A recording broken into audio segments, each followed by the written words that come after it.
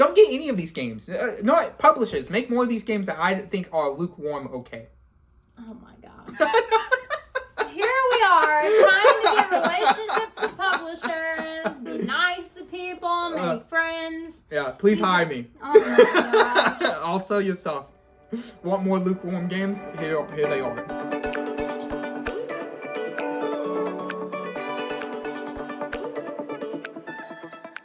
Hey, I'm Devin. And I'm Mary Kate. And we're picking up pieces. A channel all about board game pieces. And how to pick them up. And in today's video, we're going to be giving you our board game recap from the month of June.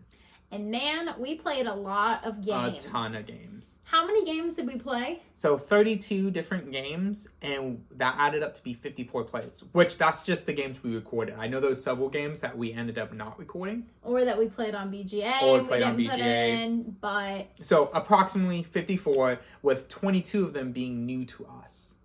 So... Whew. That's a lot. We usually start at the beginning of the month, and we're still going to kind of do that, but we already did an Origins recap video just a couple weeks ago, and so we're not going to talk about all those games. Instead, I'm just going to do a fast little quick fire of these games of just telling you what games we played. Okay, so we played Llama Land, Project L, Heat, Dandelion, Roll to the Top, Boop, Northgard, Uncharted, Big Top, Thunder Road Vendetta, Raw, Splitto, Unmatched for King and Country, Subterra, Atlantis Rising, Captain Sonar, Everstone, and also Blood on the Clock Tower. Oh, we forgot. So add one more to the previous total. 33 games.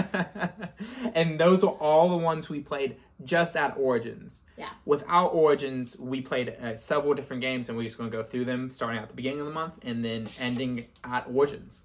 So at the beginning of the month, what games did we play, Mary Kate? So we started off, we had our Friends of the Weeks over, and we played Carcassonne and the Isle of Cats. And this first play of Isle of Cats of the month, we screwed up all the rules. Not all the rules, just one major important thing we did wrong. A huge rule, which we got out the wrong number of polyomino tiles. Yeah, we pulled the wrong amount of cats. For the amount of players we had. So, me and Kate usually play this to 2 people, just because me and Kate, we usually play games 2 people. Yeah. And so, whenever we had 4 more people, we completely didn't think about adding more cats into the whole we're drafting. Yeah, we should have just rechecked the rules, but we were like, we know what to do. We don't need to check the rule book. We should have checked the rule book. Because there were no cats to be found. So, I remember it's slowly coming back to me because it's been so many games since then. I was so screwed over by this because I was gathering stuff in order for a long game play where I was gathering tons of permanent baskets and ended up being completely useless because you didn't need permanent baskets due to there being so little cats out there. Because it only is going to get around maybe 2 times around until all the cats are gone. Yep. So... It was a bad time. It was a bad time. We like Owl Cats. It might be my favorite polyomino game as of right now. I haven't played I haven't played Planet Unknown, for example. We want to get that game. I think we're going to get it. It's right now Kickstarted, not sponsored. So, Planet Unknown might get, but Owl Cats currently, I like the polyomino game with the added drafting that it has in that game. So, which is a lot of fun. And also, you're never going to be able to fill up the whole ship at all. I don't think you might be able to, but that's like a rare game. That's the thing about it that makes me sad. I want to fill up the whole ship. Yeah, if you're a completionist, you're not going to enjoy that. Yeah, that's the only thing about this game. It's not about filling up the whole thing, which normally in polyomino games, it's about filling out as much of the space as possible. And that's just not really the case in Isle of Cats. Yeah, but Isle of Cats is really fun. And then also Carcassonne, you guys... I mean, we've talked about Carcassonne a ton. I think that's just a staple we're always going to pull out with people who maybe aren't used to playing a ton of games or something like that. It's such an easy game to get to the table, and it's so fun to play. It had so much interactions in it every single time we play it. So because Devin's always trying to sneak in and steal people's cities. Always. Socialism. If it's for you, it's for me. Amen? Carcassonne. That's how you supposed to play Carcassonne, just FYI. Oh my gosh. And then after that, we went over to our friends at Patton's house. And we, for the first time, played what is now Devin's favorite roll and write. Dinosaur Island Roll and Write. Whenever so 2 favorites back to back. Isle of Cats, polyomino game. Dinosaur Island Roll and Write, a roll and write game. Isle of Cats, I might be a little bit more tentative on. saying that's my favorite, but Dinosaur Island Roll and Write, that is my favorite Roll and Write game as of right now. And still haven't played a ton of Roll and Writes. We've probably played around 5. Yeah. Out of all of them, it is the most thematic Roll and Write we have played by far, and it helps a ton. Like, I do enjoy Roll and Writes. I enjoy rolling dice and then picking out what you want to do, which this also has a drafting mechanic in it. You draft dice. You draft dice to ultimately get dinosaurs, and what you're drawing in your pin is like a whole bunch of, or your park is several pins of dinosaurs or amusement type park stuff, such as food, other rides or stuff like that. Yeah, I think that game does a good job of balancing mechanics and fun. For sure, because whenever you're doing it, like, if you build out too many dinosaurs in your park, your dinosaurs are going to start eating your guests. Yep. Automatic fun right there. Every single time we played it, whenever we showed somebody new, they're automatic. They're like, let's kill more people, please. Giant dinosaurs. Come on now. So it is so fun. It is a lot of fun. It's a lot of the one thing about the game, it's really tedious. It's going to take maybe there's 3 rounds total that adds up to like 3 or 4 different phases in each round, and they take a while. And it takes a while. So one round you going through it is probably going to take for people to actually have the game starting to click. And so it takes a while. Especially when you play it for the first time. Because there's just like a lot of little rules. Because in order for it to be thematic, like, they have to make sense with the theme. You can't just be rolling stuff and then writing it down. But there's a give and take with the following the theme and the everything being streamlined. Yeah. So it's a lot of like doing this. What, again, I love it so much. Like, now I have it down. I enjoy it. It took a while for us to learn it. So I'm not saying it's necessarily a perfect game, but it's fun. It is so good. I really enjoy Dinosaur Island Roll and Write. I will recommend that game for sure. So we can move on to the next one, Escape. Curse of the Temple. Which we also played with the Patons. And we also played it when we went to a wedding in Philly. Yeah, we went to a wedding in Philly. It was fun. It was good. It was fun. Hey, Sam. All right, go ahead. Go ahead. So, Escape, Curse of the Temple, you're rolling dice, you're moving your people, you're flipping over tiles, you're trying to get the most gems and get out of the temple. It's a real-time game, so you have 10 minutes until the end of it, and if not everyone gets out, then you lose. Yeah, and so it's definitely a hard game, because the game is going to be exactly 10 minutes. No more, no less, because you only have the sound of the soundtrack to get through it. Yeah. And so I know Mary Kate likes this game a good bit. Well, it's fun to play with people because it's an experience. It's an experience.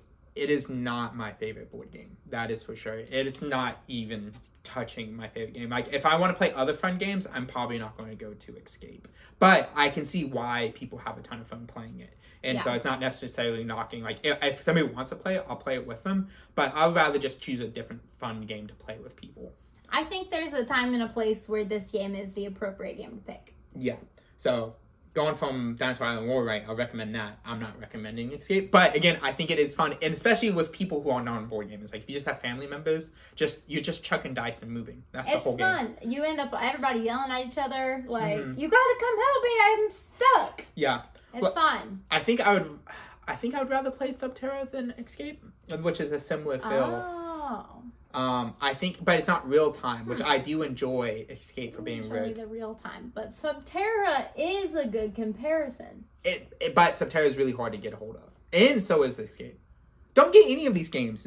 No, publishers, make more of these games that I think are lukewarm. Okay. Oh my god.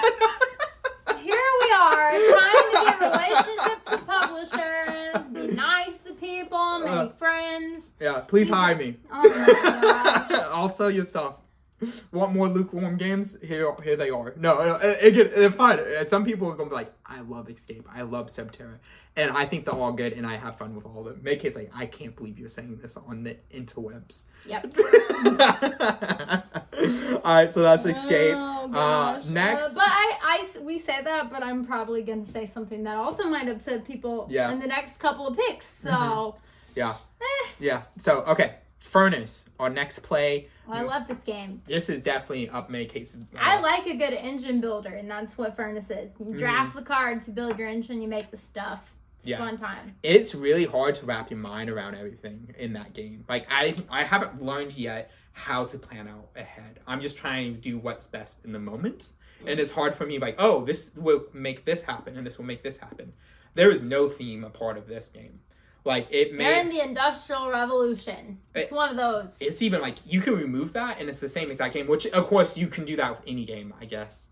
But, like, it's not even that. It's just, like, a painting of something. And then it's just a whole bunch of You make the steel and the oil and the coal, and you're selling it. Yeah, but it has really nice artwork, and Furnace is really fun. The more I play it, the more I enjoy it. So I think it's taken a while for it to click for me. Yeah. And so I definitely not saying anything bad about the game. Yeah. I think Furnace is a good game, and I think like I would recommend people playing Furnace because I haven't played quite a game quite like that. Yeah. Yeah, so Furnace. I enjoy that game. It's fun. It's fun. It's good. Also, when we were in Philly, we played Small World. Small World. That's an oldie for us. That's like an oldie. the first game in our Together collection. Yeah. In Small World, I played it, and I'm like, man, this is so fun. It's so good. Just, like, area control. We do not actually own many area control games. Yeah. And, like, little Devin, like, child Devin loved Risk or loved anything that had conflict. And so now we only have, like, 1 or 2 area control games in our collection, and I really like Small World. Small World is really fun. Even though it might still be, like, an intro game. Like, playing again, it was just so nostalgic playing it. And so it was a lot of fun. It's a good game. Although, we'll have an area control game the end of this year. Wonderland's War? Yep. We'll bring that up every single video for you guys. Wonderland's War. So Small World, a lot of fun. Yep. Then we volunteered to help with our local Louisville PopCon. We played some games with people in the game room over there. Yeah, it was fun playing games with all those guys. And so I think we played quite a few. Lot of games. So I think it starts off with Scythe. Yeah, here's my unpopular opinion. Here's my case, yeah. Don't love Scythe. Actually, I don't even think I like Scythe. I would pick most games to play before playing Scythe. I know people love it, and I respect that about it. It's not a game for me. Again, make it actively dislike Scythe. Yeah. And if even the people who were watching that we played that game with, like, again, it was fun playing games with you. I'm happy we played it with y'all. Yeah. Because, like, y'all really wanted to play it. Like, I enjoyed playing games with y'all. Like, I felt bad, too, because, like, everyone was so pumped to play it, and I'm like, we'll play it. Yeah. And then I was like, maybe I'll like it better than I remember liking it, and, like, I don't know, y'all. It's just, the theme is not appealing enough to me to make up for all the other stuff that I don't love. And so I enjoy playing Scythe. Scythe is good. It's sound. But I'm not passionate about it. And Mary Kate doesn't like it. So, I mean, I'm not passionate enough to be like, oh, yeah, let's get this game in our collection. Because it would be hard to convince me to play it a lot. Yeah. And so with Scythe, I think you could argue that it's a game that you will get, all games, but especially Scythe, a game you'll get better at the more you play it. But it's not a game we want to try to get better at, if that makes sense. It doesn't draw us in enough to where, like, oh, yeah, we'll get better at it, in order to be competent against people who are very well experienced. Yeah. I mean, we have friends that love this game. Yeah. Like, Nate loves this game. Yeah. But, yeah, it's just not my cup of tea. So, from Scythe, we went to Super Mega Lucky Box. Which is a flippin' right. A flippin' right. It was fun. It was a good game. It was a nice little, just flippin' right. I mean, nothing special about it. Just, like, good, solid flippin' right. So, Super Mega Lucky Box 2. We played Debacle. Debacle was honestly kind of fun. Yeah, it was just an abstract game, but it's really cool how it's implemented. You have these blocks, you roll them, they have different things on them. You're trying to get in these particular spaces on the other side of the board. Yeah, and so it's just trying to outmaneuver the other person, try and line it up. Yeah. I'm sure you can get really good at this game. Just like any abstract game, once you've learned the process you need to go through in order to make things happen. So Debacle, Ninja versus Ninja, which was a lot of fun. I can see why people would play this at conventions. It's so easy to bang out with one other person. Yeah. And just like, oh, let me go kill your guy and then make it back to my dojo. Because that's how you score points, is by either completely eliminating the other side or how far you make it in the opposite ninjas or the other player's dojo. Get back. So how many spaces you made it in and then was able to get back is that many points you get. So if you make it 3 spaces in and you got back, you get 3 points. It's a lot of fun because you're just constantly trying to I guess this is also like an abstract game, actually. Yeah. And so it's just constantly trying to like, see how far you can get before dying.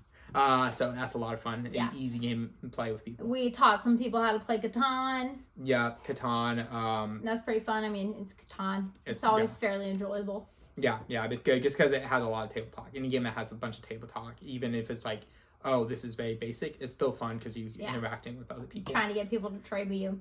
Archimedes. There we go. So. Also, we're gonna abstract have to game. pull up a picture of this game. Yeah. It's like a seesaw. Yes. And you have your little pieces and you put them out in the middle. And then your goal is to get a certain amount of pieces to the opposite side.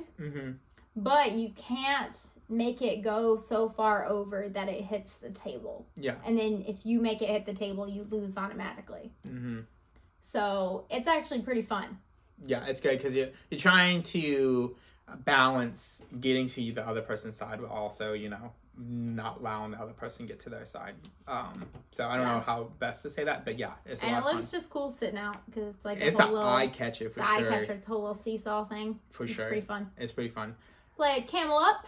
Yep, Camel Up, which we only played one game of it, and that was the first time we ever played Camel Up. Yeah. And so I haven't actually formulated my thoughts about Camel Up yet. It's pretty fun though. It's good. It's just like, you're not actually racing, you're betting on a race. So it's a betting game. And so I don't know quite my thoughts on Camel Up yet. So stay tuned. Maybe I might give it at some point in the future. All right. We played Flamecraft. Always up for a game of Flamecraft, especially with people who haven't played it yet. So that was fun. Yeah. And definitely one of my go-to introduction games to like board games. Not necessarily just like introducing them to games in general, but if you want to get that board game feel, Flamecraft and provides it's so cute that it's fun. It's so inviting, and so I like Flamecraft a lot. I'm trying to think. I don't know why. It's so simple. It's only 2 actions you're doing all game, and you're just going back and forth between those actions. But those actions have a whole bunch of sub actions. Yeah. A lot of fun. And then we played. Outside of that, we went over to your grandma's and we played with your dad, Chinatown. Just straight up negotiation. That is all Chinatown Negotiation. That's all it is. Like every single turn, you're getting different type of shop types, and then also different shops. How best to word that? You're getting you're getting like locations, like building locations, and you're getting potential businesses that you could put in those locations, but you have to get them all in a group, and they're all dealt out randomly. So you're just like, I'll give you money for square 62 because it's by mine. Yeah. And then they're like, I don't want money. I want your business. I want your dim sum business. You're like, no, I want dim sum. You can have this fish store. And so that's pretty much the whole game. It is so good. I can imagine that some people just don't click like that. Some people like that. Oh, that's stressful. If you're you're one of those people, that's fine. I mean, obviously, this game isn't going to be for you. But if this sounds any sort of attracted to you, it is so good. It is so much fun because it's just straight up talking the whole time, and just you could play this game with anybody. Everybody knows how to negotiate. Yeah, and it's just over fake stuff. And so it's a lot of fun because thematically, again, there's no theme, but thematically, you guys are like business owners in a Chinatown. And so every year you have a yearly meeting where you're trading with each other. And so it's a lot of fun. I like it a lot. Yeah, so we played Chinatown with your dad and Denise. We played Chinatown with our friend Hannah. We played Chinatown at Origins with Casey and Jared. All of them were fun times. Yeah, I haven't had a bad time playing Chinatown yet. And then finally, we played Distill, which we got at Origins, but we didn't really play at Origins. We played it when we got back. But we played it when we got back. And I think I'm really liking Distilled a lot. Yeah. Again, love what theme bleeds through mechanically. And so you can definitely see that coming through in Distilled. And I like the type of thinking you get in Distilled. It's not necessarily we talked about a lot earlier, aha fun, a lot of laughter. This isn't going to be what you're getting with Distilled, but it's just that satisfying euro where you might get with Castles of Burgundy or something like that, where you're having to think through how to best to do this engine. And so Distilled is a lot of fun in doing that. Yeah, we got some of the rules wrong the first time we played it. Yeah. But we played it twice. We've played it at least once more since then. Yeah. It was really good. Yeah, so I'm really starting to enjoy that game a lot. I would want to play it again. And so I definitely recommend you guys picking it up if you can. If you can't, try to play it with somebody who might own it, just to get a feel for it, for sure. Yeah. Because, it's just fun. It's unique. Yeah, like so what you're doing is like you're making alcohol, but you can do that through making your business better by getting improvements on your businesses or getting people special ingredients, buying new recipes, and then trying to make them through fermentation, or you can age them to get flavors which might be terrible. Mm-hmm. And so it's like set collection, a whole bunch of different things piling together. And it's fun. It's fun, definitely, for sure. So I think that's all the games we played outside of Origins, which again, if you want to watch our Origin recap video. So watch that. I think that's all we have. So until next time, guys, we value all of you. And if we had the chance, we'd love to play board games with every single one of you. We'll see you. Bye. Bye.